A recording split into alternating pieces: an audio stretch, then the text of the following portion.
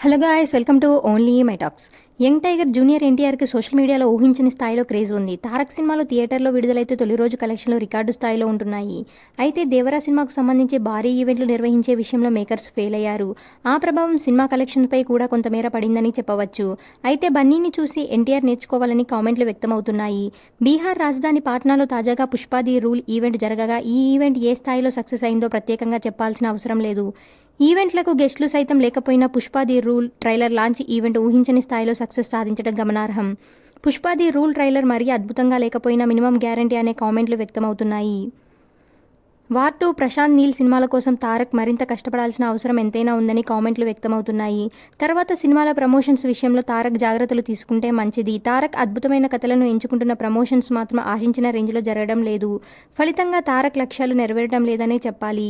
Young tiger junior NTR remuneration పరిమితంగా తీసుకుంటున్నారు. Junior NTR back to back సినిమాలతో కెరీర్ని అద్భుతంగా ప్లాన్ చేసుకుంటున్నారు. యంగ్ టైగర్ ఎన్టీఆర్ త్వరలో కొత్త ప్రాజెక్టులను ప్రకటించనున్నారని సమాచారం అందుతోంది.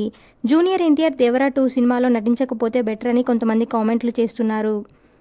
ఎన్టీఆర్ సినిమాల బడ్జెట్ అంతకంతకు పెరుగుతుండటం ఫ్యాన్స్కు సంతోషాన్ని కలిగిస్తుంది. ఎన్టీఆర్ మార్కెట్ అంతకంతకు పెరుగుతుండటం గమనార్హం. ఇలాంటి అప్డేట్స్ కోసం please like, share, subscribe OMT.